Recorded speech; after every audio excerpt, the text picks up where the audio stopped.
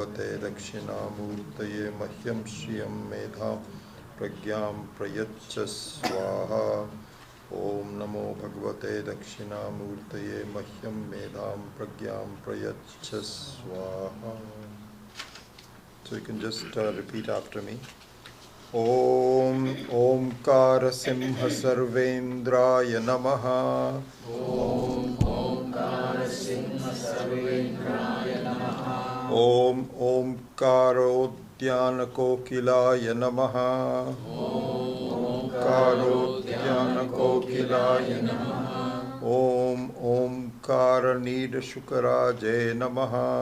Om Omkaranida Shukaraje Namaha. Om Omkararanya Kunjaraya Namaha. Om Omkararanya Kunjaraya Namaha. Om Nagaraj Sutajanaye Namaha. Om Nagaraj Sutajanaye Namaha. Om Nagaraj Nijalayaya Namaha. Om Nagaraj Nijalayaya Namaha. Om Navamanikyamadhyaya Namaha. Om Navamanikyamadhyaya Namaha. Om Navachandrashikhamanaye Namaha.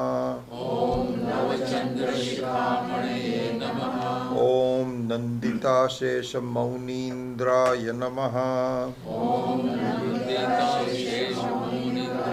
Namaha. Om Nandishadimadeshikaya Namaha. Om Nandishadimadeshikaya Namaha. Om Mohanalasadhasaraya Namaha.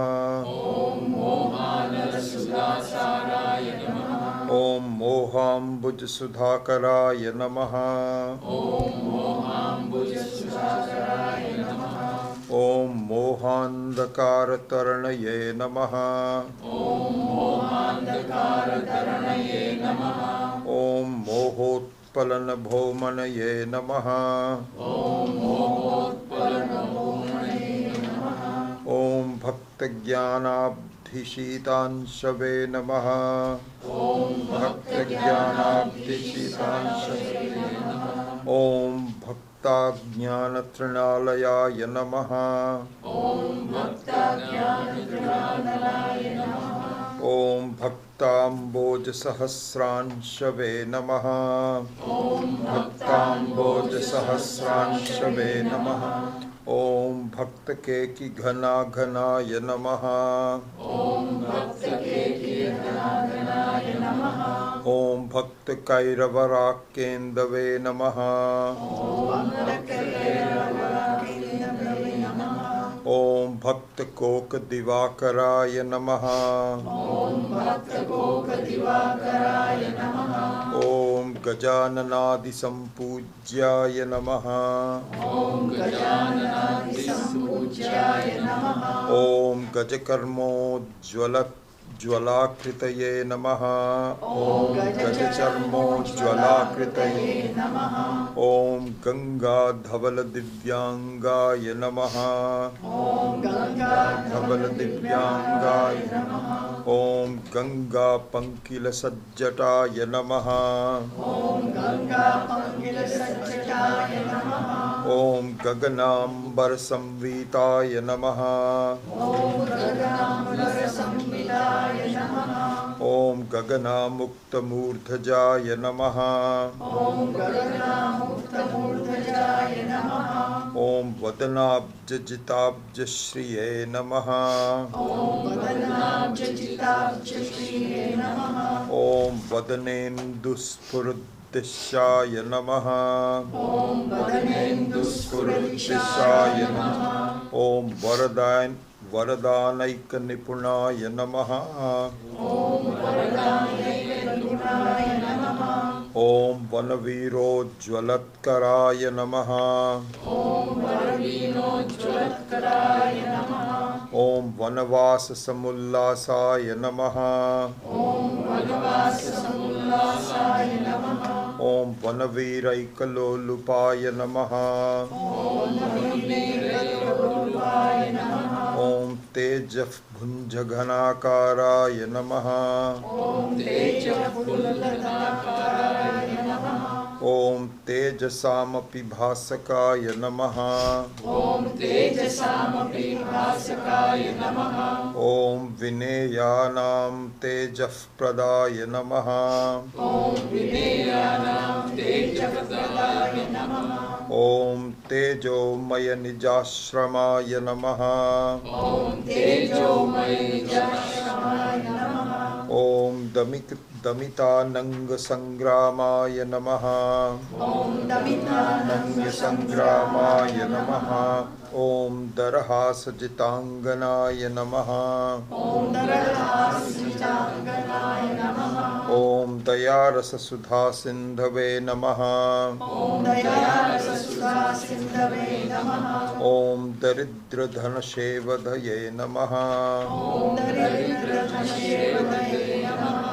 Om Kshirendu Sphatikākārāya Namaha. Om Kshirendu Sphatikākārāya Namaha. Om Kshirendu Mukutojjvalāya Namaha. Om Kshirendu Mukutojjvalāya Namaha. Om Kshiropahara Rasikāya Namaha. Om Kshiropahara Rasikāya Namaha. Om Kshipraishvarya Phalapradaya Namaha. Om Kshipraishvarya Phalapradaya Namaha. Om Nana Bharana Mukthangaya Namaha. Om Nana Bharana Mukthangaya Namaha. Om Nari Sammohana Kritaye Namaha. Om Nari Sammohana Kritaye Namaha. Om Nada Brahmarasa Swadine Namaha. Om Nada Brahmarasa Swadine Namaha. Om Nagabhushana Bhushitaya Namaha. Om Nagabhushana Bhushitaya Namaha. Om Murti Nindita Kandarpaya Namaha. Om Murti Nindita Kandarpaya Namaha. Om Murta Murta Jagat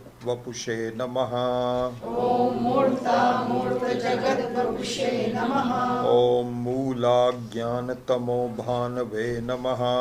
Om Mula Jnana Tamo Bhanave Namaha. Om Murtimat Kalpapadapaya Namaha.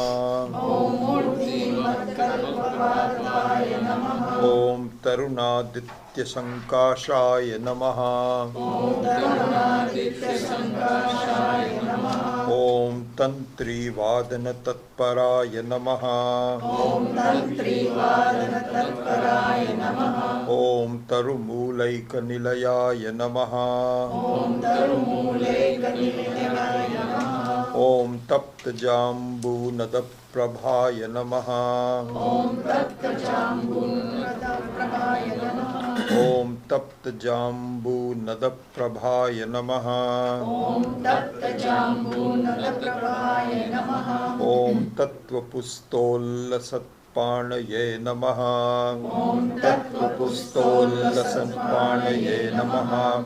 Om Tapanodupalochanaye Namaha. Om Tapanodupalochanaya Namaha. Om Yamasamnuta Satkirtaye Namaha. Om Yamasannuta Satkirtaye Namaha. Om Yamasannuta Satkirtaye Namaha. Om Yamasannuta Satkirtaye Namaha. So whenever there is a double, so you have to sort of pause there. Sannuta. Pallava, like that. Om Yamasannuta Satkirtaye Namaha. Om Yamasannuta Satkirtaye Namaha. Om Yamasamyutaya Namaha. Om Yamasanyutaya Namaha.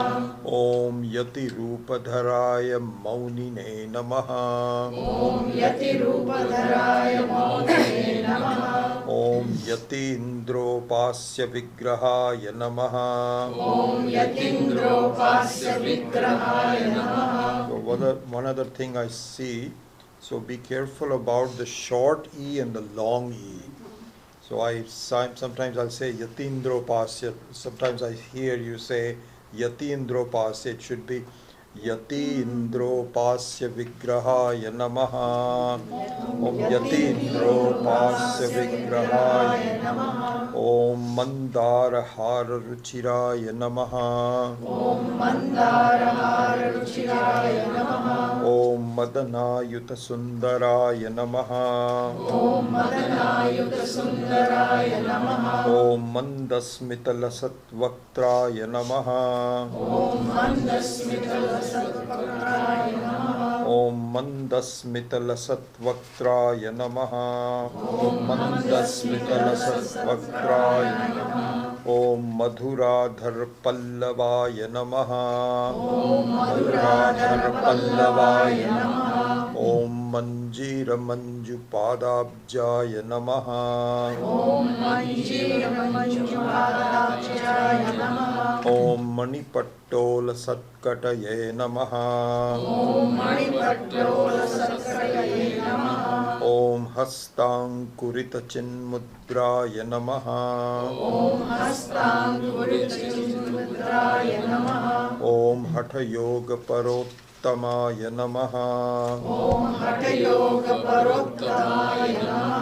ओम हंस जप्याक्षमालाढ्याय नमः। ओम हंस जप्याक्षमालाढ्याय नमः। ओम हंस जप्याक्षमालाढ्याय नमः। ओम हंस जप्याक्षमालाढ्याय नमः। ओम हंसे द्वाराध्यपादुकाय नमः। ओम हंसे द्वाराध्यपादुकाय नमः। ओम मेरु शृंग तटोल्लासाय नमः। ओम मेरु शृंग तटोल्लासाय नमः। ओम मेरु शृंग तटोल्लासाय नमः। ओम मेरु शृंग तटोल्लासाय नमः। ओम मेघश्याम मनोहराय नमः। ओम मेघश्याम मनोहराय नमः। ओम मेधांकुरालवालाग्र्याय नमः। ओम मेधांकुरालवालाग्र्याय नमः। ओम मेधापक्वफलद्रुमाय नमः। ओम मेधापक्वफलद्रुमाय नमः। ओम धार्मिकान्तर्गुहावासाय नमः। ओम धार्मिकान्तर्गुहावासाय नमः। ओम धर्म मार्ग प्रवर्तकाय नमः। ओम धर्म मार्ग प्रवर्तकाय नमः। ओम धामत्रय निजारामाय नमः। ओम धामत्रय निजारामाय नमः। ओम धर्मोत्तम मनोरथाय नमः। ओम धर्मोत्तम मनोरथाय नमः। ओम प्रबोधोद्गार दीप श्रिये नमः। ओम प्रबोधोद्गार दीप श्री नमः। ओम प्रकाशित जगत्र्याय नमः। ओम प्रकाशित जगत्त्रयाय नमः। ओम प्रज्ञा चंद्रशिलाचंद्राय नमः। ओम प्रज्ञा चंद्रशिला चंद्राय नमः। ओम प्रज्ञा मणिवराकराय नमः। ओम प्रज्ञा मणिवराकराय नमः। ओम ज्ञानांतरभासात्मने नमः। ओम ज्ञानांतरभासात्मने नमः। ओम ज्ञातृज्ञादिविदूरगाय नमः। ओम ज्ञातृज्ञादिविदूरगाय ओम ज्ञान ज्ञाद्वैत दिव्यांगाय नमः। ओम ज्ञान ज्ञाद्वैत दिव्यांगाय नमः। ओम ज्ञातृज्ञादिकुलागताय नमः। ओम ज्ञातृज्ञादिकुलागताय नमः। ओम प्रपन्न पारिजाताग्र्याय नमः। ओम प्रपन्न पारिजाताग्र्याय नमः। ओम प्रणतार्थ्यप्तिवाडवाय नमः। ओम प्रणतार्थ्यप्तिवाडवाय नमः। ओम प्रणतार्थ्य अब्दिवाडवाय नमः। प्रणतार्थ्यप्तिवाडवाय नमः। ओम भूतानां प्रमाणभूताय नमः।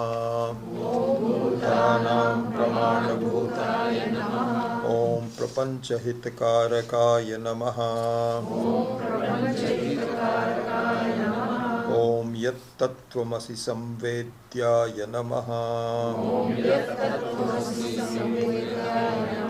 ॐ यक्षगेयात्मवैभवाय नमः। ॐ यज्ञादिदेवतामूर्तये नमः। ॐ यजमानवपुर्धराय नमः। ॐ छत्राधिपतिविश्वेशाय नमः। ॐ छत्रसामरसेविताय नमः। ॐ छन्द्रशास्त्रादिनिपुणाय नमः। ॐ छलजात्यादिदूरगाय नमः। ॐ स्वाभाविकसुखैकात्मने नमः। स्वाभाविकसुखैकात्मने नमः। ॐ स्वानुभूतिरसोदधये नमः। ॐ स्वानुभूतिरसोदधये नमः। ॐ स्वाराज्यसम्पदध्यक्षाय नमः। ॐ स्वाराज्यसम्पदध्यक्षाय नमः। ॐ स्वात्माराममहामतये नमः। ॐ स्वात्माराममहामतये नमः। ॐ हाटकाभजटाजूटाय नमः। ॐ हासोदस्तारिमण्डलाय नमः। ॐ हालाहलोज्ज्वलग्गलाय नमः। हालाज्वलोज्ज्वलग्गलाय नमः। ॐ हार्दग्रन्थिविमोचकाय नमः। ॐ श्रीमेधादक्षिणामूर्तिस्वामिने नमः। ॐ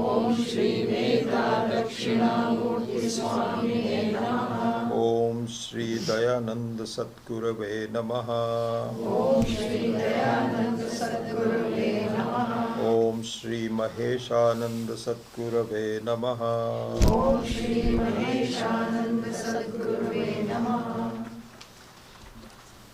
So I think we'll go straight away into the Karika and not spend some time on explaining some of the verses.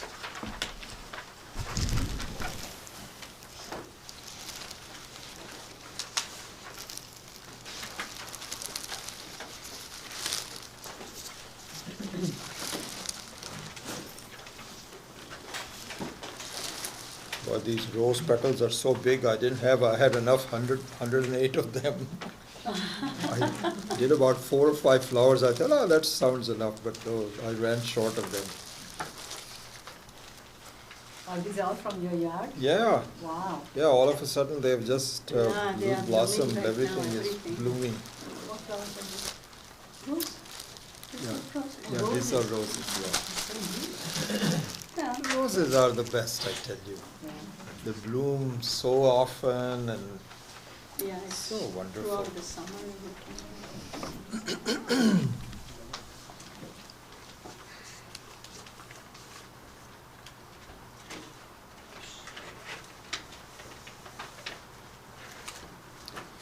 Om Shruti Smriti Purananam Alayam Karunalayam Namami Bhagavad-padam Shankaram Loka Shankaram Shankaram Shankaracharyam Keshavam Badarayanam Sutra Bhashya Krutau Vande Bhagavantau Punah Punah Ishvaro Gururatmeti Murti Veda Vibhagine Vyomavadyapta Dehaya Dakshinamurtaye Namaha Gukarastvandakaro Vai Rukarastvannivartakaha Andakara Yodhitva Gurunitya Vidhiyate Sadashiva Samarambham Shankaracharya Madhyamam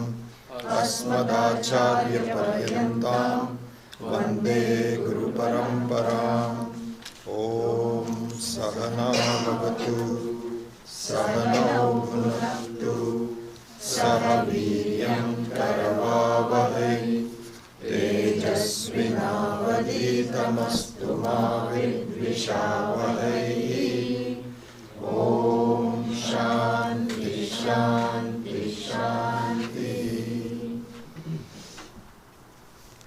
So let us chant.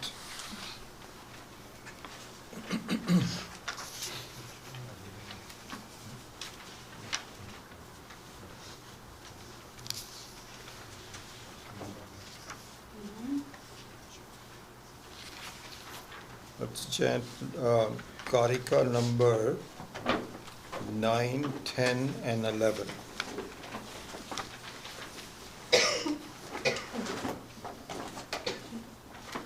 Number 9.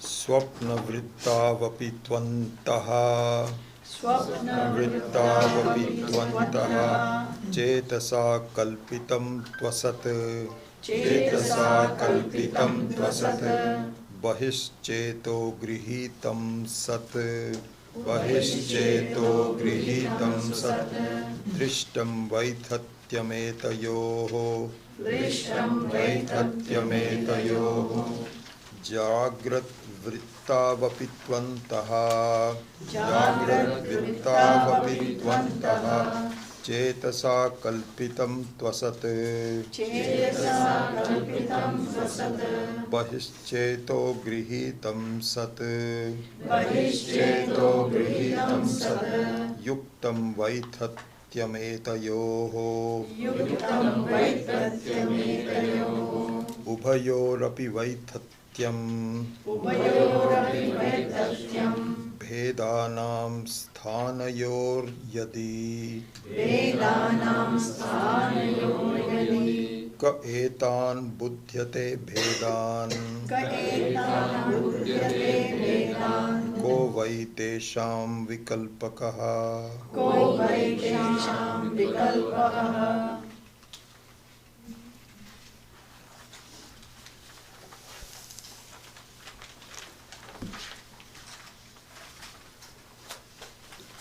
So as you know, the method of converting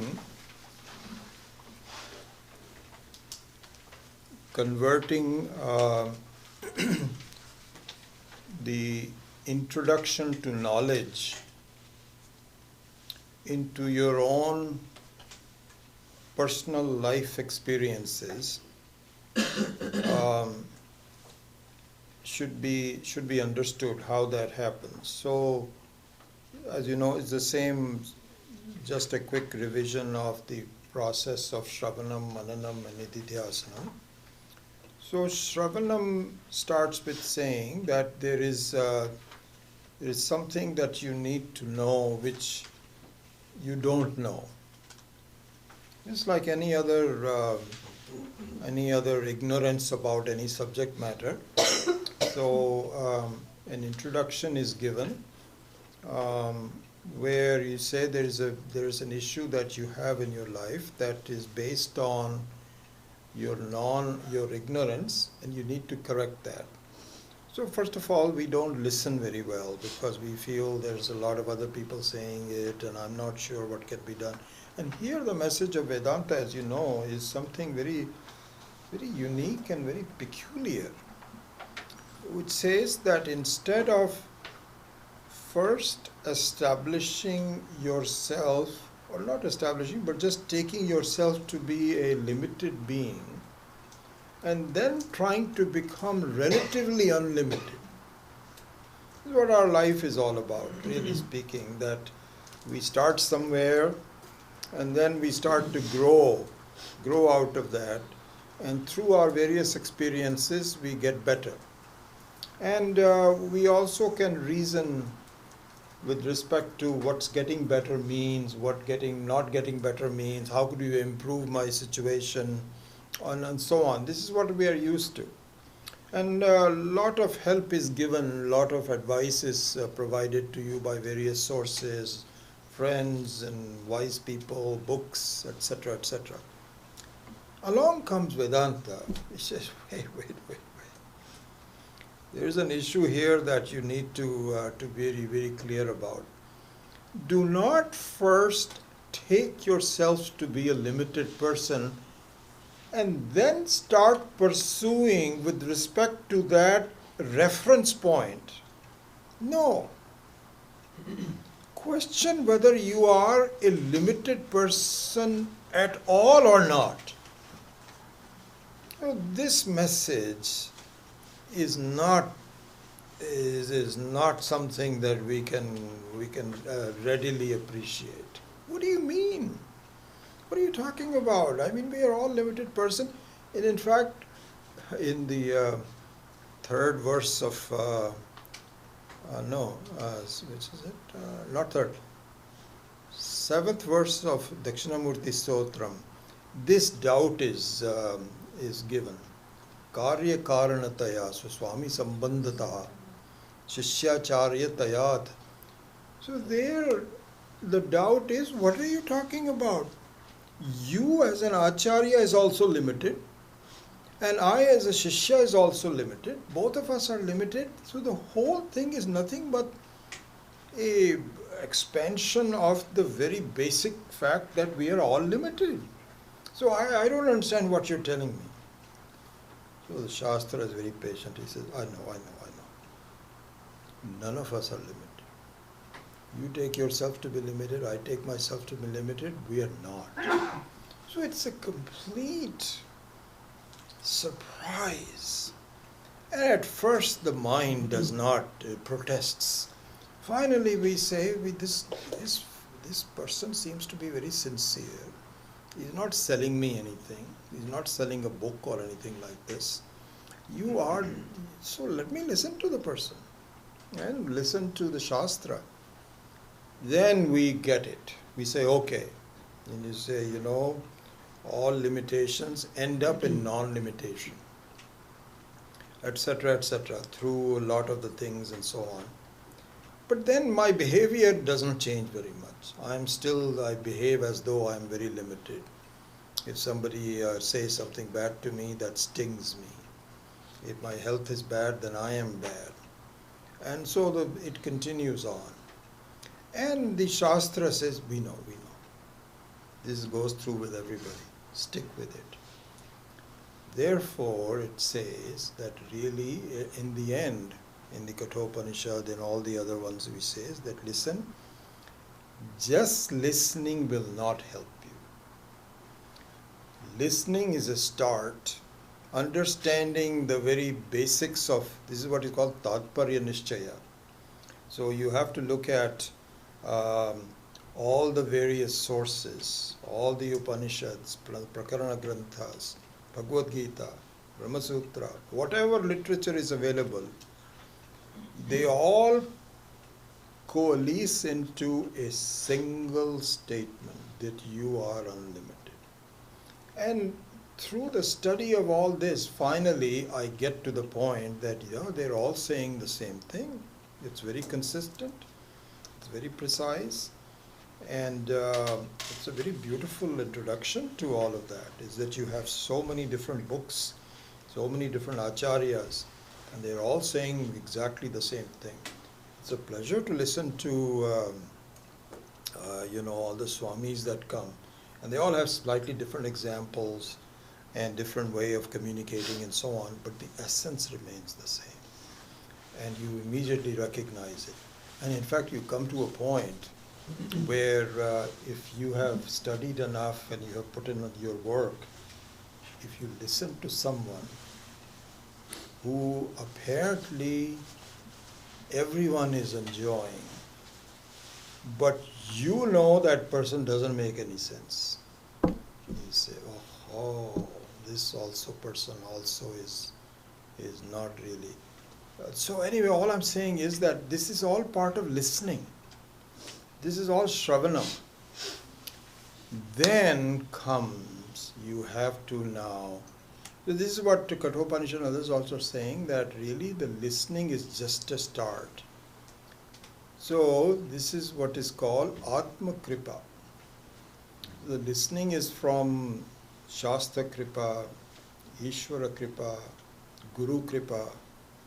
all of that gets you to the point of really understanding what is being said by the Shastra. The most important one is Atma Kripa, your own mind, your own thinking. And that is what needs to convert this knowledge into an experience, into what we call experience, but a direct understanding where you are completely transformed into a new person altogether, an unlimited person as though. And so that requires examination, work, looking at logic again and again, and viewing it from all sides. And so basically segmenting it into parts and saying, what is my problem? Why is it that I don't get it? And so this is the essence of yukti. So because Shruti is important, but it is not until the yukti is employed by you, until then your knowledge does not become your own. And so this is the process we are going through in the yukti, in the Vaithatya Prakaranam, as you know very well. So here, follow the logic which your mind unconsciously has adhered to, but is not coming to the fore. In other words, you have certain misconceptions about things which you are not confronting with logic.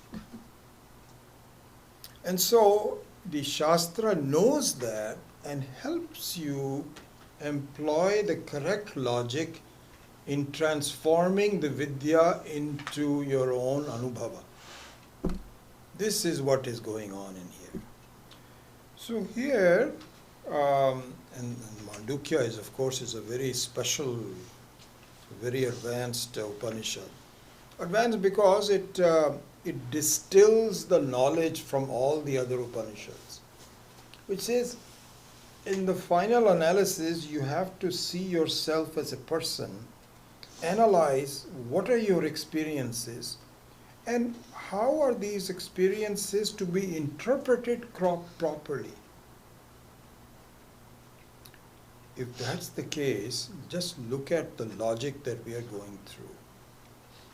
So, our interpretation of our experiences, if you look at the basic 24-hour period, and the Shastra says this is a very important analysis, extremely important. A full 24-hour day which has been created by Ishvara, for very meticulously created. You have to understand why that is so important. So why it is so important is that if you analyze your experiences in the 24-hour basic segment of your life, because everything is now repeated. After 24 hours, it's the same. Some small changes occur, your body changes, your situation changes, and so on. But the 24-hour period is the basic segment. So now what happens is that the way we look upon the 24-hour period is that we feel we have different segments to it. There is main thing we find is that this is the real stuff, where we are spending a lot of time talking, leading our life and so on. And then there is this dream stuff, which is, I don't know what happens or whatever it happens, it's just a separate one. And then I get some rest. Okay? And this is my experience. I don't go beyond that at all. This is our problem. Problem in the sense, not a problem, but this is the issue. If you want to really use the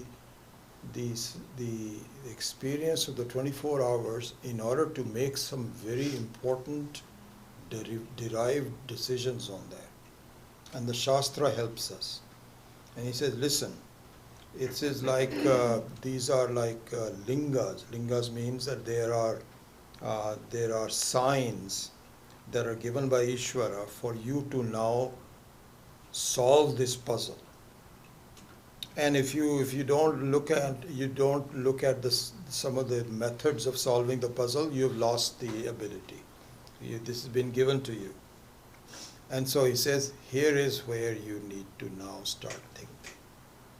And so the beginning part is, and actually many of the other schools of thought, where we take Sankhyas and the Buddhists and the Jainis also as the Purva Paksha, they also do not have the full understanding of what needs to be done.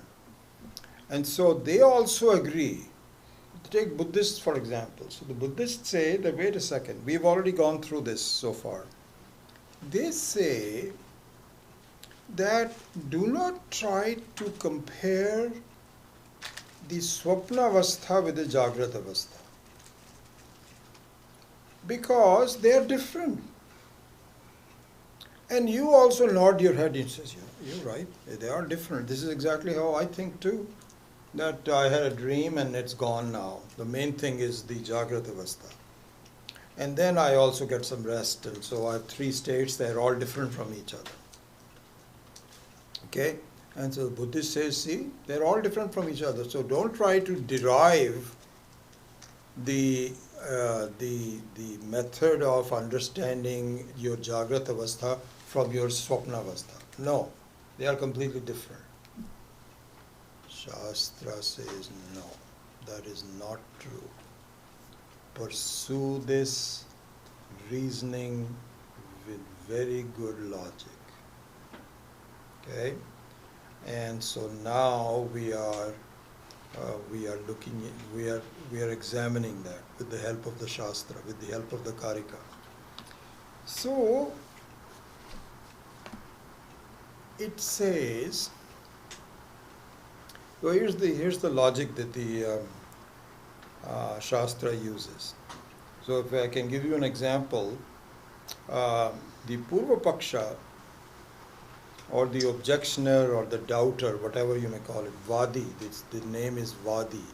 Vadi means one who says something, and he has his own way of looking at things and so on. They say that the dream state and the waking state belong to a different jati. They are a different family altogether.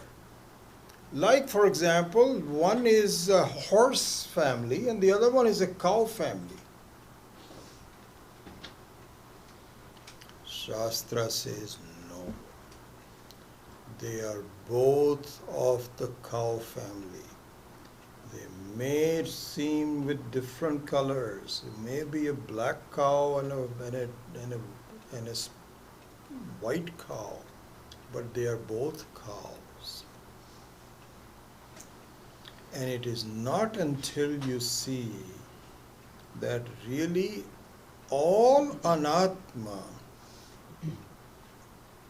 is the same family, and they are nothing but an aspect of the Atma alone.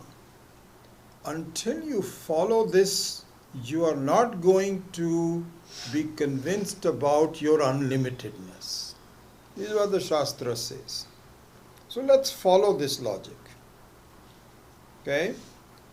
So, the Vadi says, the Purva Pakshi says, listen, the Swapna Avastha is where it is all internal.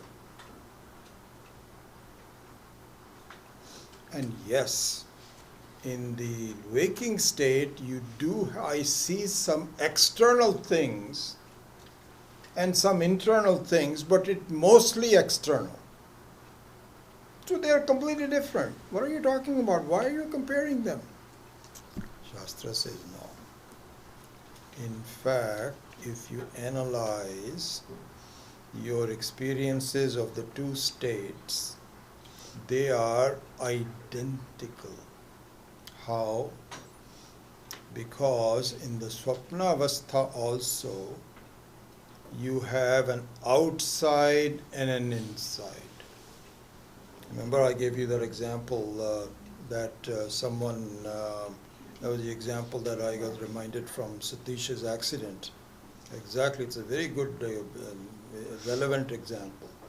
The example was that you see some cars and you see, stop and go traffic and so on and so forth. Okay? And then you have an internal view of it. Internal view of it, which means, if you go to, if there is a trafficy situation on 237, people move a little bit and then they stop, then they move a little bit. It's safer because you are in a state of saying that I'm prepared. But if you're going in a freeway and you don't expect things to stop, then things can happen very quickly, as it happened to him, to Satish. And so what can happen is that you have an outside thing which is beyond your control. And you may have some internal fears, hopes, regrets. Okay? So this is the typical Jagrata Avastha. So the Jagrata Avastha consists of some of your own thoughts and things that are happening outside that are out of your control.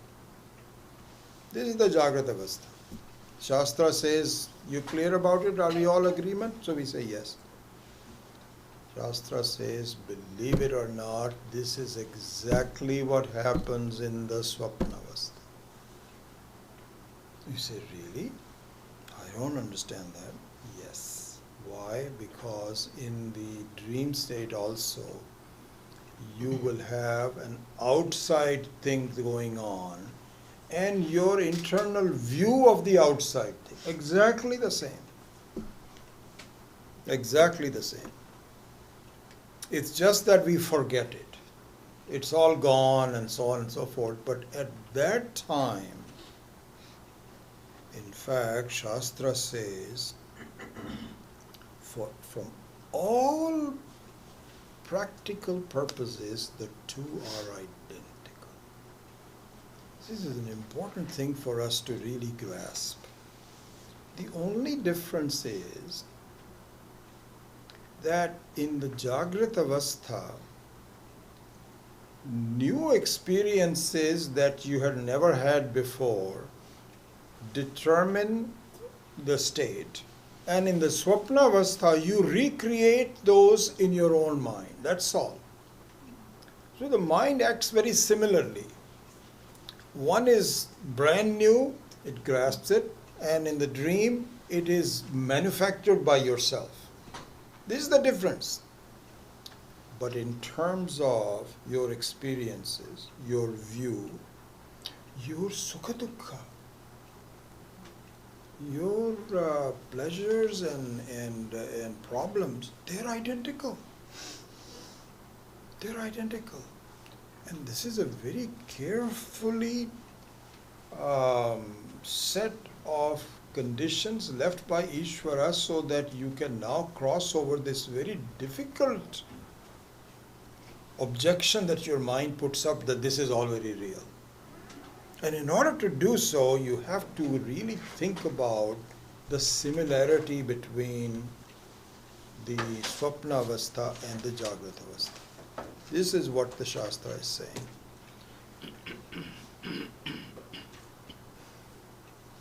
So in verse number 10, this is what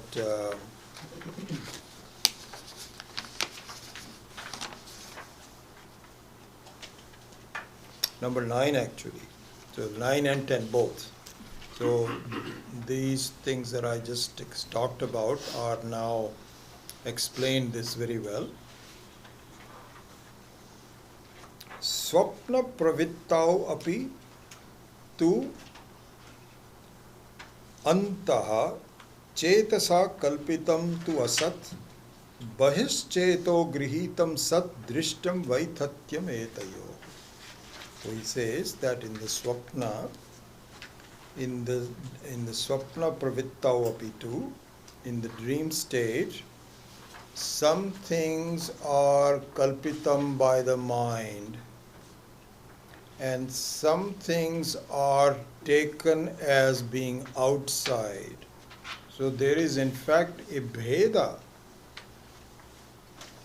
Bheda means there is a difference. The difference is that there is a segment of your own fears and hopes and so on. It has nothing to do with the outside. And then you have an uncontrolled experience coming from outside.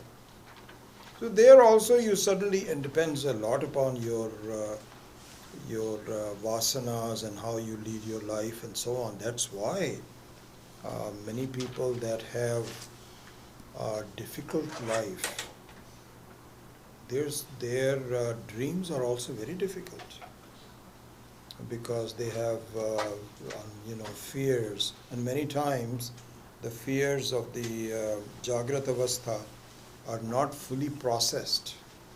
They're so bad that you cannot think about it.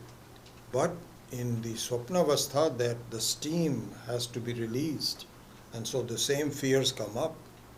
And so I remember I was telling you at one time I had to fight the dreams of snakes in India. I think I was telling you this when I was very young, in early 20s.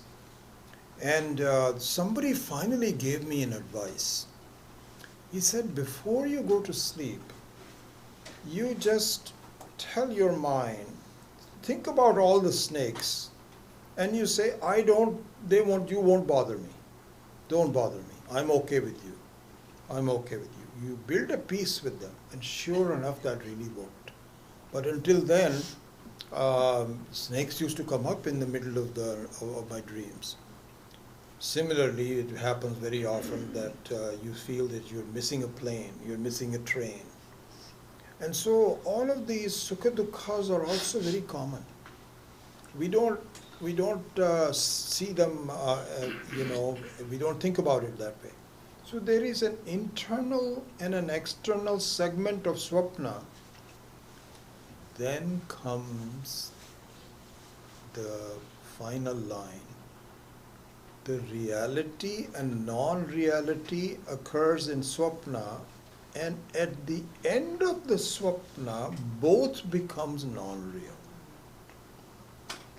So for a while there is a segment of reality and non-reality. So he says, swapna pravrittau apitu antaha chetasa kalpitam tu asat, non-real, bahishcheto grihitam sat, kalpitam, drishtam vaithatyam etayo. That finally both of them disappear. They kind of like it's like a movie that frightens you, and at the end of the movie you're coming outside, you're looking for your car, everything is gone, finished. This is the Swapnavastha. And the same thing is now pointed out. This is the important one. Jagrat, number 10. Jagrat vittau apitu antaha chetasa kalpitam tu asat vashascheto grihitam sat yuktam vaithatyam etayo. And it means that in the Jagrat Avastha also, there is an internal segment which is, you take that to be not real. You're not real in the sense that it's just your own thinking and so on and so forth, and then there are things that are done outside. Here Swami Maheshananji had given a very interesting example. He says that I'll repeat that, number 10. It's a very short commentary on number 10. So he says,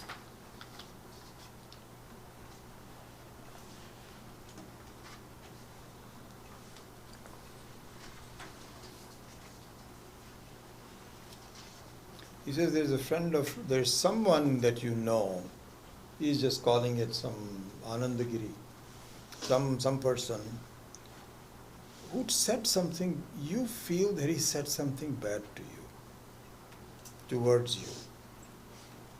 Then you're very upset at that. Why should that person say that to me? So, you went to the person and he says, I need to talk to you. I don't understand why you said something so bad to me. The person says, what are you talking about? I don't know what you took it to be. I know you are one of the best people I know. I didn't say that to you at all. I don't know, you just misconstrued it. So you say, are you sure? Are you not putting me on, right? The person says, yes, absolutely. I did not say anything bad to you. Then you say, thank you so much. They shake hands. He says, that was just my imagination. Now he says, this is the steps taken by a good, wise person. You confronted him and you said, this doesn't make sense. Why you said something bad about me? So I was wondering about it. And he says, you misconstrued it. I didn't say anything about it. I was talking in general or something like this. So fine, everything is done. There is another person who thinks that, no, what I heard is true, and that may or may not be true, but the way I think is true. So you see the difference? In the wisdom of a person, he says, what was said to me is true, and what I construed about it was wrong. Whereas a foolish person says, no, I don't care what the other person said or not, but the way I think is true. So anyway, these kinds of differences occur in Jagrata Avastha, in Swapna Avastha. It happens all the time. And the important thing is that once the Swapna is over, both of them are dismissed. What was taken it to be real is also dismissed. What is not taken to be real, the whole thing has become Vaidhatya. Please see, the same thing will happen to you if you pursue this with some sincerity. So, prabodha, so the word prakarshena bodha is used again, or in some cases in the Gita, vijnanam is used, as opposed jnanam. So, jnanam is an introduction, and vijnanam means a complete understanding. And when vijnanam takes place, or when prabodha, either one is the same word, the whole thing will just disappear. So therefore, the Shastra says, wait. Don't throw the baby with the bath water. Don't say this all sounds good on the paper, but it doesn't work for me. Please don't go there. Because there is going to be a period where you have to transform the jnanam into your own vijnana. And the way to transform that into your vijnana is to think about it. Use logic. And look at the similarity of things. And so once you do that, you find another thing which is used is, for example, that I'm just going to give you the technical jargon on this. And so the technical jargon was that the objectioner says that they are all different jatis. They are different families. One is a cow, one is a horse. And Shastra says, begin to see things that they are part of the same jati. So this is what I said earlier. Now, the technical jargon on this is what is called Parinamavadi versus Vivartavadi. What it means is, you have to see that your entire life is like Vivarta, not Parinama. Right now we think things as parinama. Parinama means a change in status, not to go back to the old one. This is called parinama. And so this is, so think, just look at this. So you feel that every experience is a new one. The Swapnavastha is a old one, it's something different. Jagrata Avastha is different. When I was young, I was different. Now I am middle-aged, I'm different. When I become extremely old, I'll be different. So they're all differences. Everything is all different. So this is what's called Parinamavada. And which means, like for example, that when you make yogurt out of milk, which is the classical example given in the Shastra, then the state of being milk is given up. You cannot go back to it. And you become a curd, a yogurt. So this is what's called Parinamavada. One transforms into something else. And this is exactly what our experiences are. That every day is a new one. I'm growing older, hopefully wiser, whatever. The old days are gone. Now it's a new one. Swapnavastha is gone, Jagratavastha. Jagratavastha is gone, Swapnavastha. Everything is all different. Shastra says this is an intermediate view. The point you need to get to is, it is Vivartavada. Vivartavada means they are all part of the same family. And it is like gold turning into ornaments. The gold turning into golden ornaments is Vivartavada. You know the definition. Swaswarupa apparityagena swarupaantara apattihi, it is called Vivarta. That without giving its own form, a new form is taken up. This is a beautiful example of a change. And so, same thing in the ocean, that the same water becomes a wave without giving up its waterness. It's beautiful. This is what I have to see is what my life is all about. You are an unchanging Atma. And that unchanging Atma appears to change. And as long as you are only focused on the change, it looks like parinama. But if you have the patience and the logical mind, and you are dedicated, and if you have the blessings of the Lord, you will have an understanding that, my goodness, even though there is change, there is no change to me.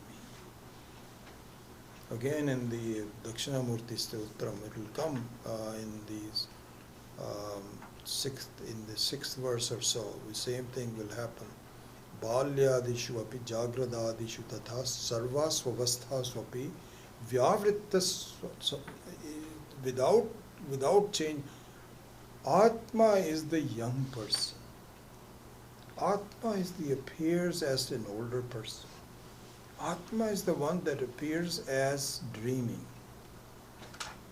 And so this way of looking at it, you miss the commonality of it. Because you're so involved in the form.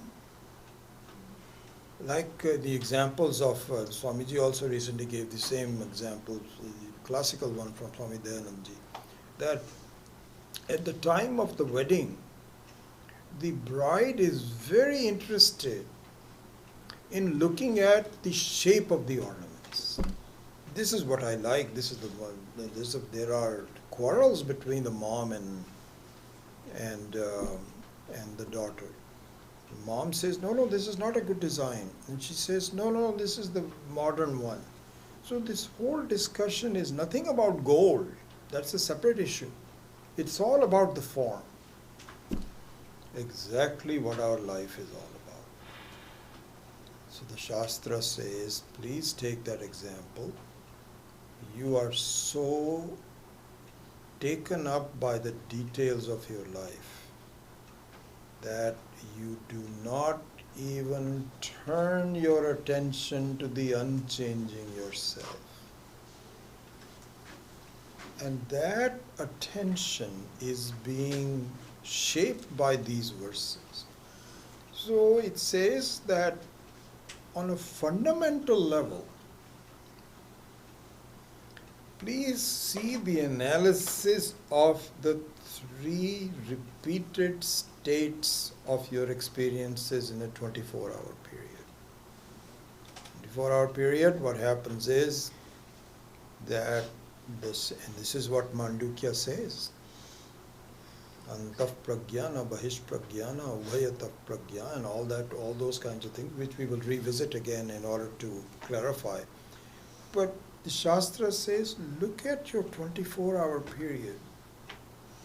What you find is that the Atma takes up three different forms without changing its own form.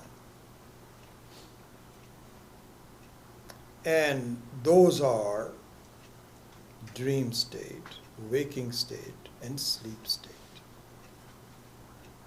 And so at a very fundamental level, this should be seen as Vivartavada, not as a Parinamavada. The Parinama way of looking at things is just high school physics. The Vivarta is the PhD level, where you have to go further and say, this is the truth. And this is how it will be given. So this is the logic that is being provided here in these Karika verses. So appreciate the overall view of how this is being presented.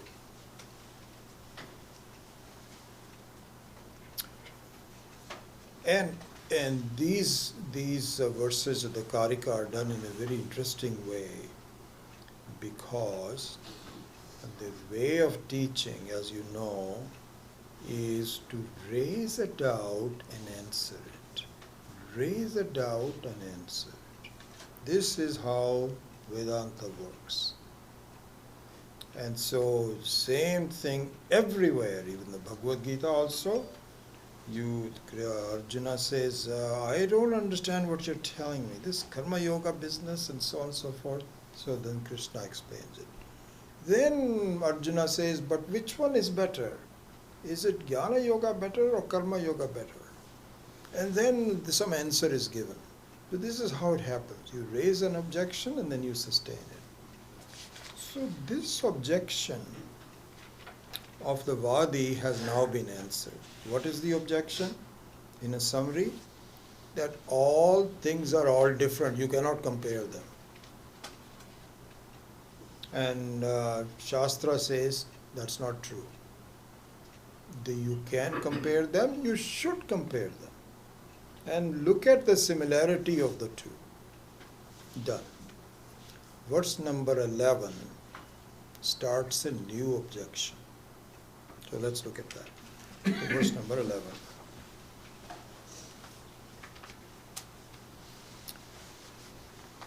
Ubhayoh api vaithatyam bhedanam sthanayoh yadi kaha etan buddhyate bhedan kaha vaitesham vikalpakaha. Okay, so let's look at the word meanings first, and then we will explain what the overall objection is. He says, yadi, if the vaithatyam of the objects, the unreality of the objects, ubhayoho api sthanayoho is accepted, if in both the states is accepted, kaha buddhyate, who experiences these objects? Who is indeed their creator? So, in English, complete sentence, if the unreality of the objects in both the states is accepted, who experiences these objects and who is indeed the creator? So this is the word meaning. So now let's look at the understanding of what the objectioner is saying.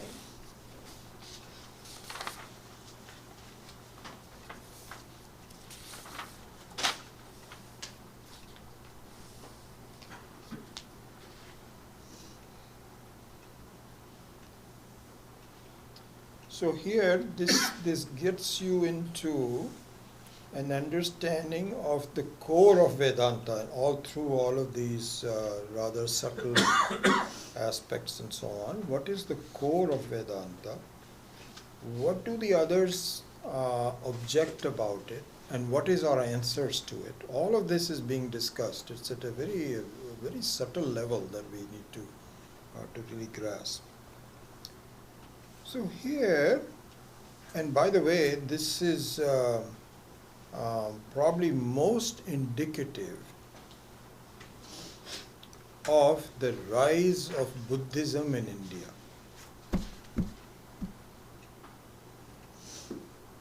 The rise of Buddhism in India was a serious problem because, and of course it was exacerbated by the foolish actions of Ashoka, King Ashoka, who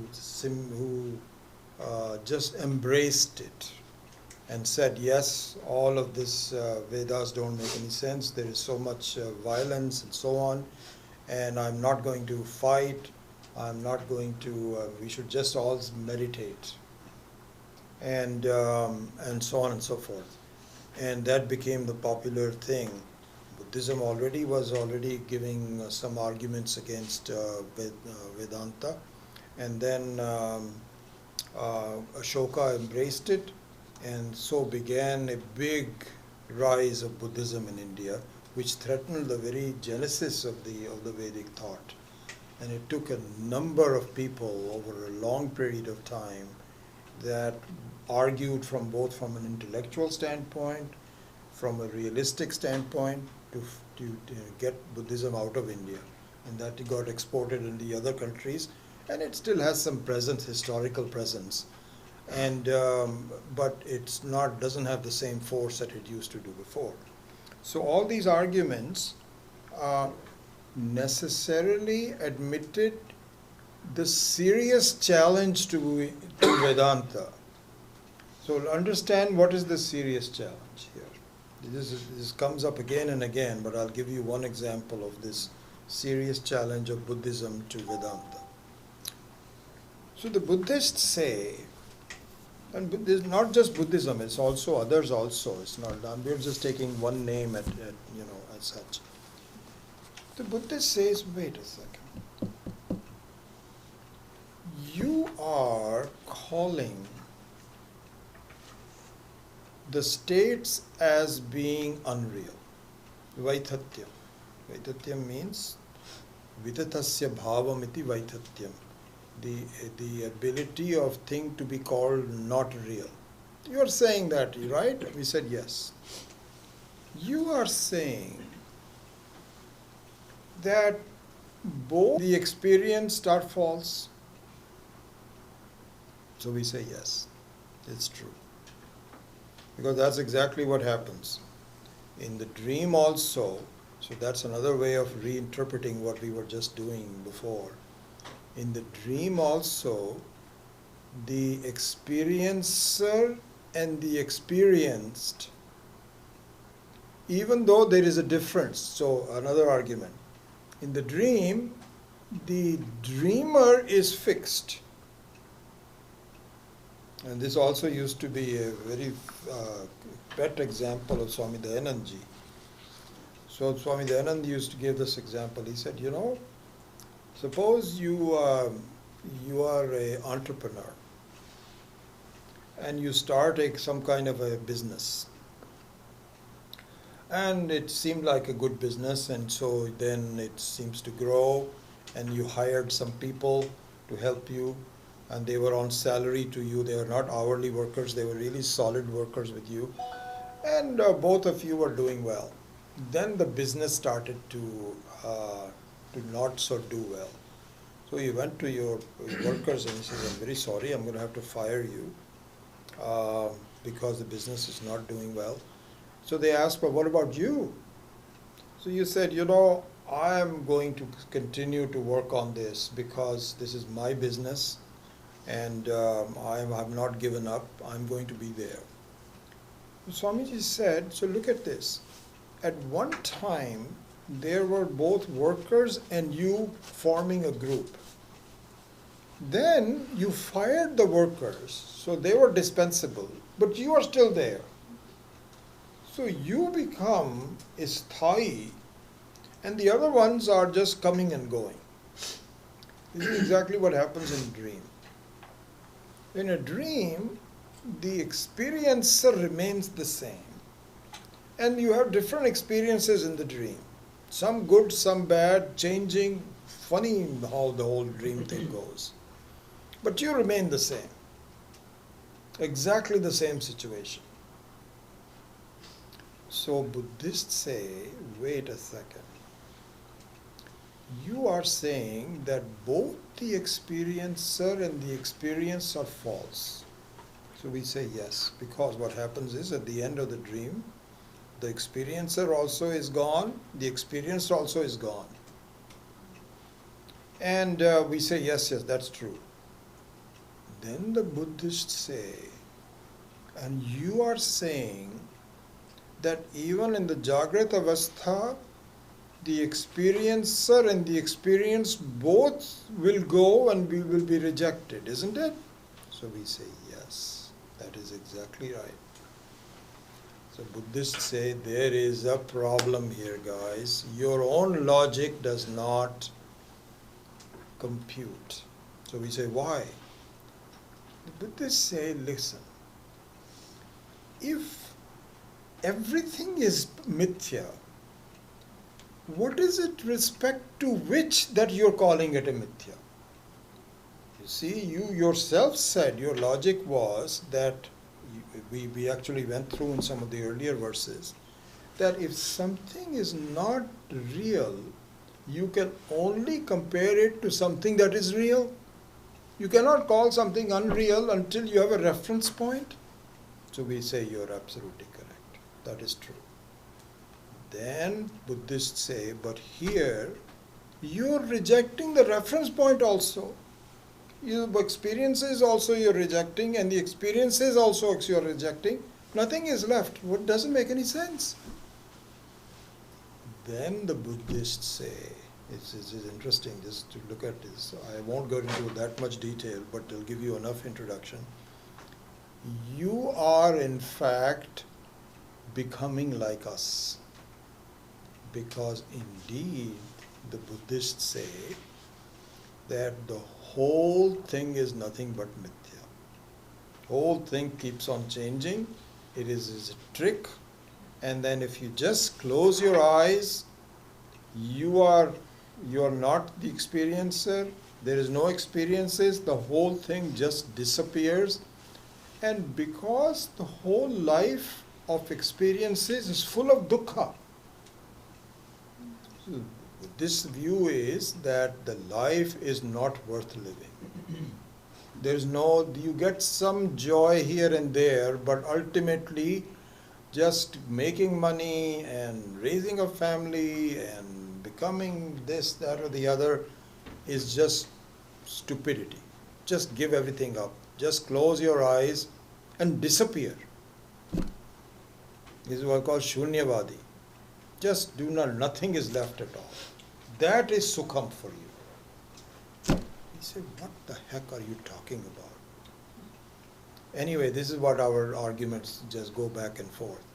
So the Buddhists here, you say, you see, you have embraced our view. Experiencer is also gone. Experiences are also gone. Both of them are gone. So you see, there is nothing left. So why don't you just all become Buddhists? This is how the arguments go. So verse number 11 is to espouse this view. Let's look at it with this respect to this. He says,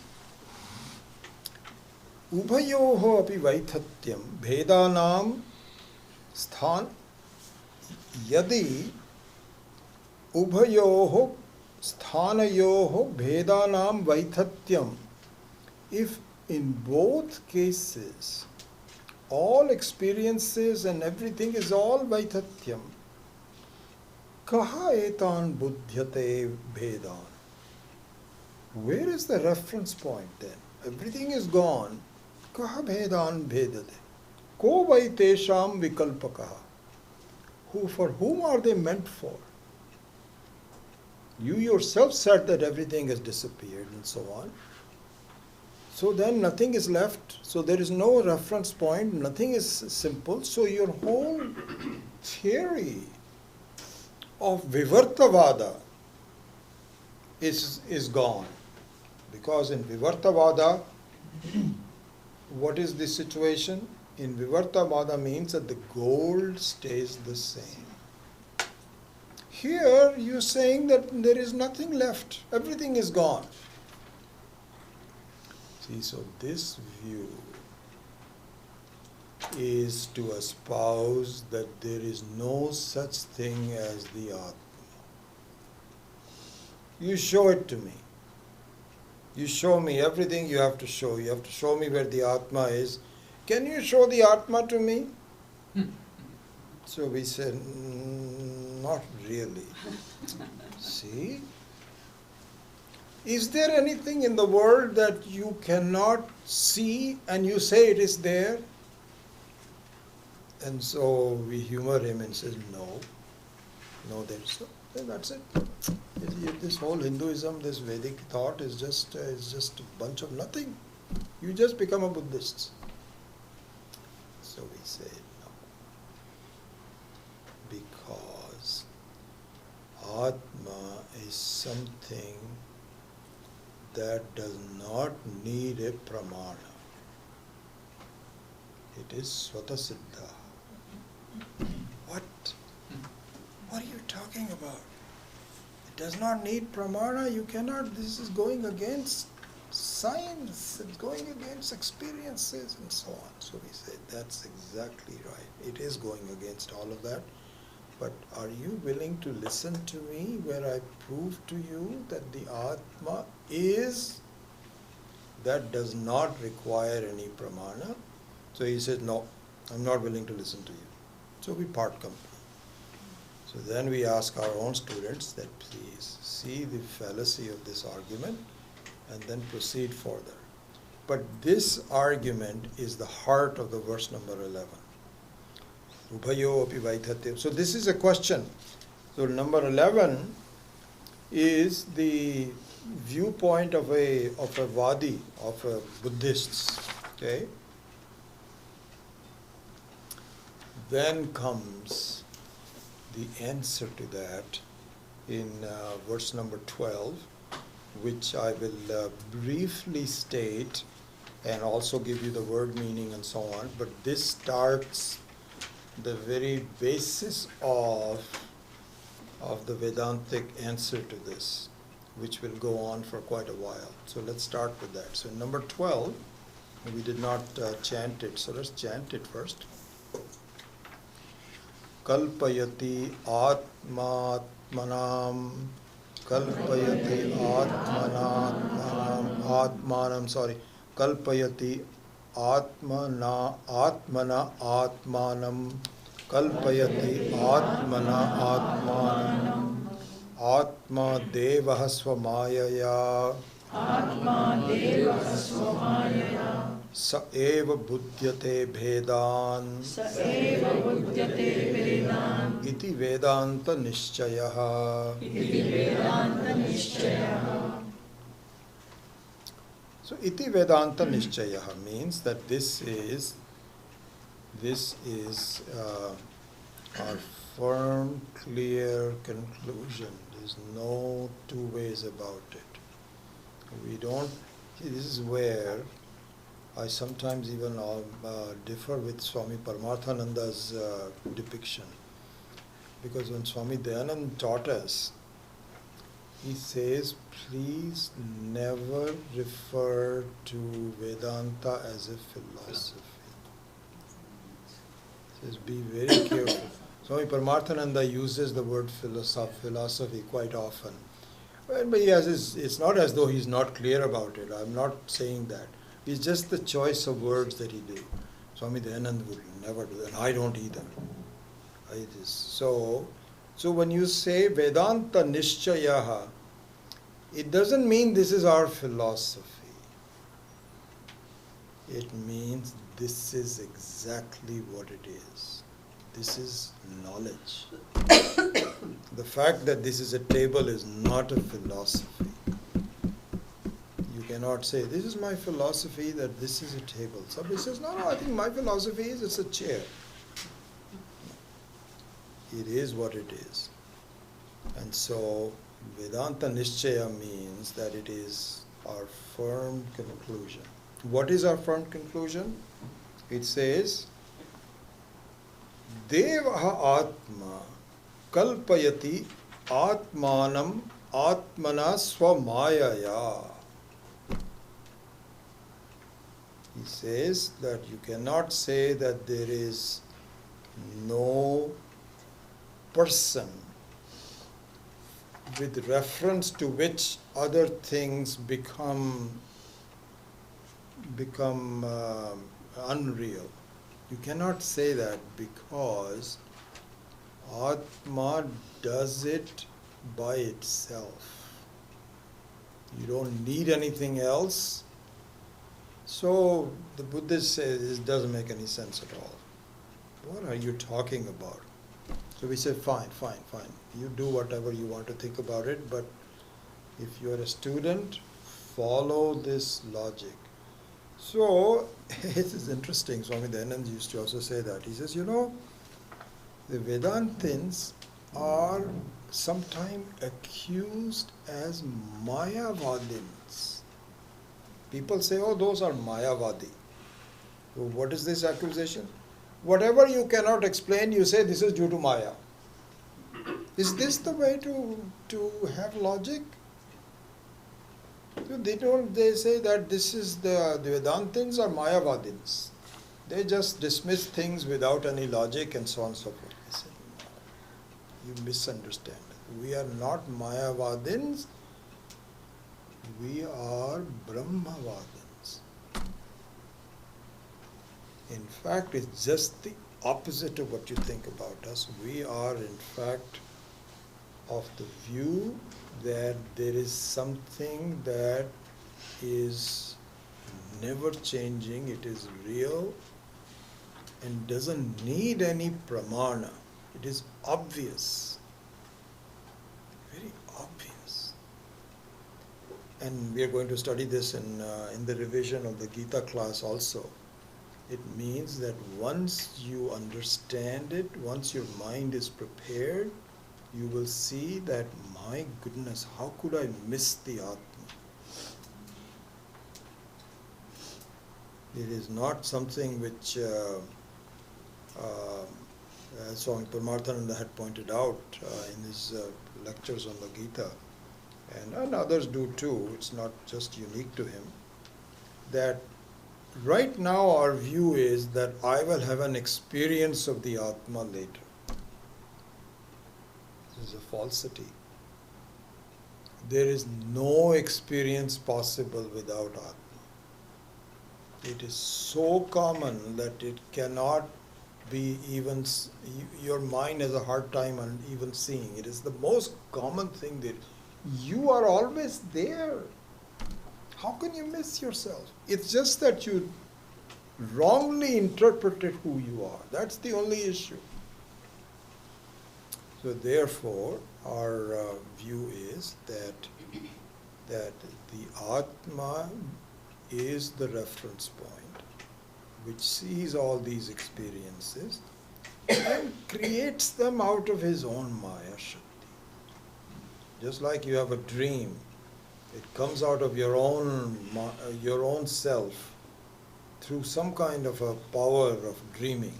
Similarly, you are dreaming this fact that I am a limited person, I am I'm this and this, I'm so many old. This is just a dream. And if you see it as a dream, you recognize that you are the same person that never changes. This is really I think in all of my meditations, this fact was very useful to me. That was pointed out by Swami Maheshananji. And what he said was that, please see, this meditation is very useful to me, honestly, when I do this. He said, please see that you were somebody before you took this life.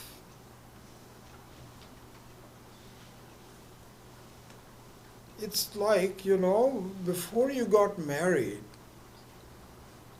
you were a person. You didn't even know your spouse. You never met that person, him or her. Never. And now you became a wife or a husband. Then you take yourself to be that. And you just say, this is my wife, this is my... And your whole... But there is a person before you were even married. Who is that person? That person doesn't change. Even though, your life has changed and your view of yourself has changed, view is okay. So similarly, Swami Maheshananji says that before you took this life, where you were born as a baby with so on and so forth, you are somebody. Because see that nothing comes out of nothingness. So something comes out of something. Who was that person? And in fact, the fact of the matter is, you have had many such lives before. Chances are you cannot, if you were recently gone from being an animal to a human being, you will behave like an animal.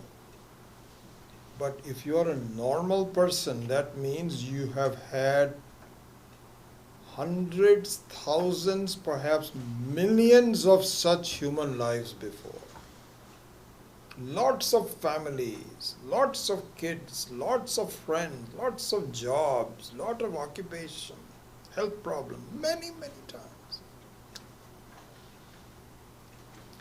And this is a never-ending thing until you begin to see who is the person that is taking up all these forms. This meditation is very useful to see the unreality of this. So that is you take up and through your own power of deception, you feel I'm just a human being, I'm just a limited being. Fine, you don't change anything, but think about it. So this whole way of looking at things starts with verse number 12. So he says, and there will be a lot of material to help us with this understanding. He says, Kalpayati Atmana Atmanam Atma Devaha Swamayaya Saha Eva Buddhyate Bhedan. Because in the last verse you says, Kaha Bhedan Buddhyate. Kaha Etan Buddhyate Bhedan. Who does it? He says, you. Sa Eva Buddhyate Bhedan Iti Vedanta Nishchaya. So this is the start of the answer to any objection about this, which is most articulately done by the Buddhists. Because we find that there's a lot of other schools of thought that are not as skilled. The Buddhists are very skilled in that manner, but they are confused. So this is how the progression goes. So we will look into that and more next time. Om Swasti Prajabhyav Paripalayantam Nyayena Margena Mahi Mahisha Gobhamanebhya Shubhamastu Nityam Loka Samastha सुखिनो भवन्तु काले वर्षतु पर्जन्यः पृथिवी सस्यशालिनी देशोऽयं शोभरहितः ब्राह्मणाः सन्तु निर्भयाः सर्वे भवन्तु सुखिनः सर्वे सन्तु निरामयाः सर्वे भद्राणि पश्यन्तु मा कश्चित् दुःखभाग् भवेत् असतो मा सद्गमय तमसो मा ज्योतिर्गमय मृत्योर्मा अमृतं गमय ॐ पूर्णमदः पूर्णमिदं पूर्णात् पूर्णमुदच्यते पूर्णस्य पूर्णमादाय पूर्णमेवावशिष्यते ॐ शान्ति शान्ति शान्तिः हरिः ॐ श्रीगुरुभ्यो नमः हरिः ॐ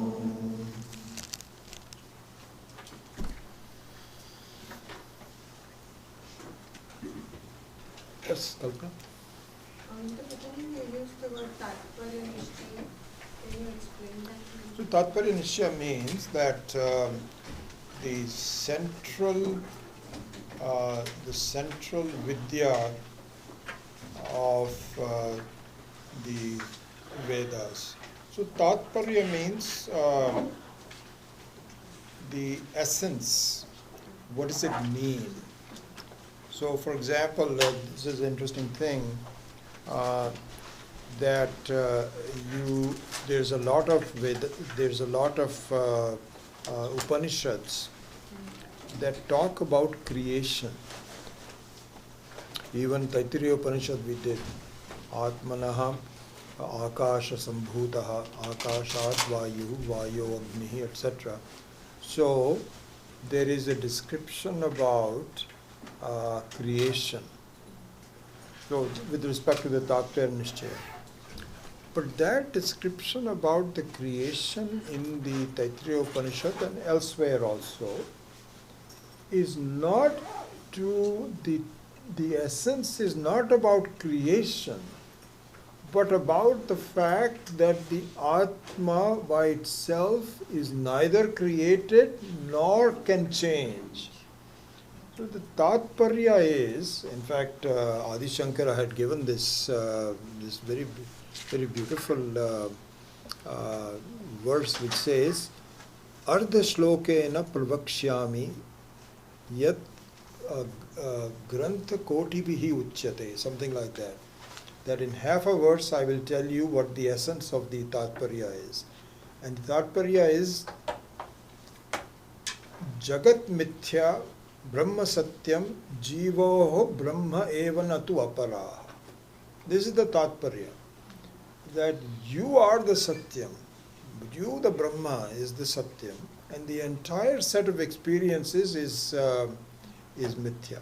Mithya meaning that it has certain presence in it, but it doesn't last, and it doesn't need to last, and in fact it resolves to itself. This is the Tatparya. So the Tatparya Nishchaya is that are the various separate, Taittiriya is separate, Mandukya is separate. Are they saying something different? Why are there so many different ones?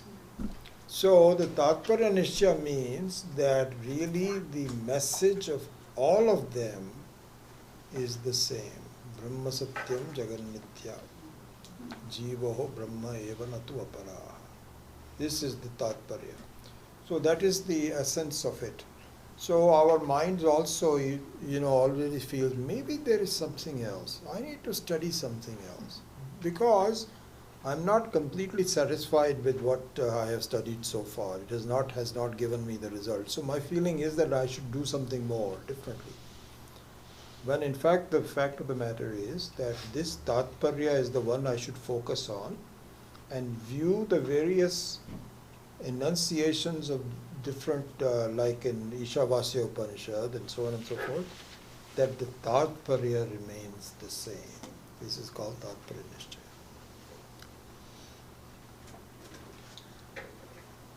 Yeah. 9 they say etayo vaisatyam dushtam, and then in etayo vaisatyam dukkam. Yeah. So look at this. In number 9, etayoho vaithatyam means very clear. Dishtam means that this is your experience, that the swapna goes and everything goes. And then, even though in the number 10, Jagrat Vrittavapi, even though it is not yet drishtam, but it is yuktam. Not yet drishtam. You have to see that it is yukti. You have to use the yukti to get to the drishtatvam. And so we will come to it as to what the process is when you completely understand what is the Jivan Mukta state. Is it possible? When will it happen to me? All of that will be discussed. But there is a difference here where in the Swapna Avastha it is clearly drishtam, whereas in the Jagrata Avastha it is only yuktam at the moment. Yeah. Ultimately in Chandogya Upanishad, where the Upanishad is sending a message that Tattvamasi, on the surface it would look so impossible that is you, because you on a reality basis is anticipated as a mind-body complex, and that is everything out. In that also, the Jagrata Avastha and Swapna Avastha is used to make an explanation Okay.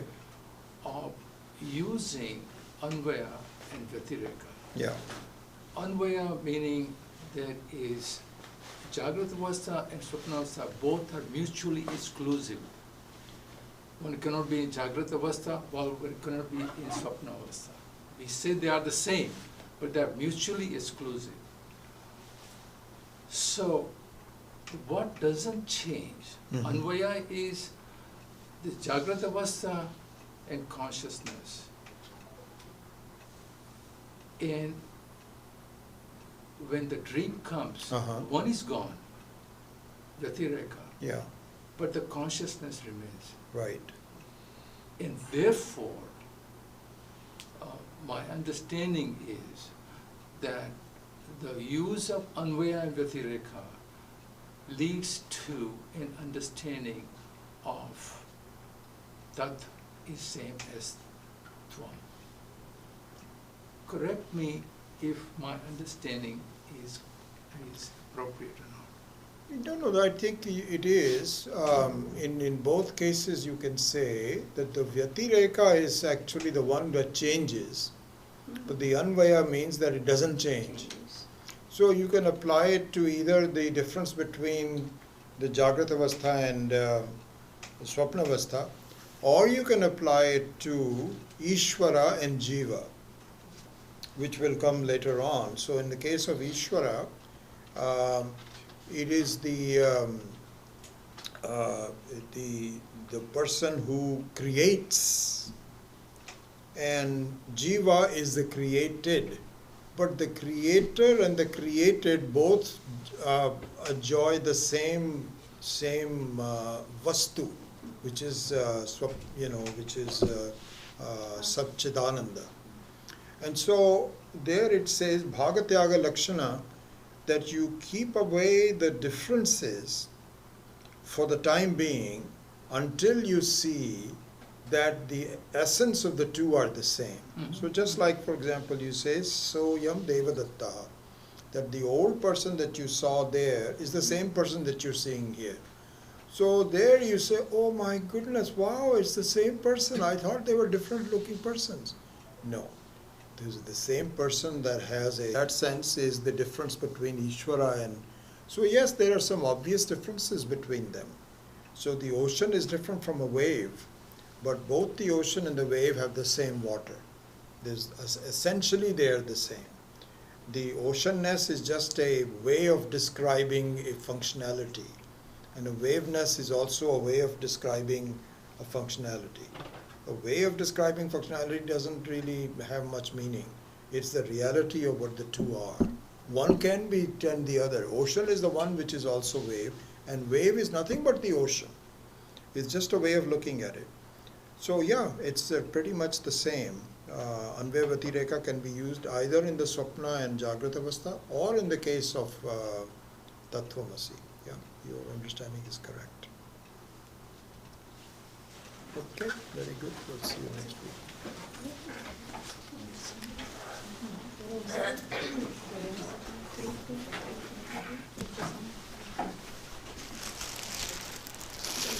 Namaste Vijay ji. I just want to follow up. कैसा So वो I हुआ? think what has happened is in the last couple of days, they have made some minor corrections to it. Yeah, actually I needed to revise it. And I haven't had a chance to send this to you. अच्छा. And I have to find out from them when they are going to publish it. Has the meeting happened? That also I don't know. So I have also been very busy with Swamiji's visit, so I didn't get a chance to see. I think essentially it is all complete, and they just have to add a photograph, and then Yeah. we are done. Okay, good. Very well written article. Thank you. Absolutely wonderful. I mean, that was a really rough draft because I was also very busy that week. And then we went on vacation last week. This afternoon I will send you the corrections. ठीक. They are not major corrections. No, I looked at it after sending. They were not substantive corrections, but I said, okay, I need to fix that. Okay, But very then they already picked it up. Wonderful. So that's okay. See you next week. All right. How's that? It's always a delight to see bring a verse in Gita and find the connection into Upanishad. Yeah.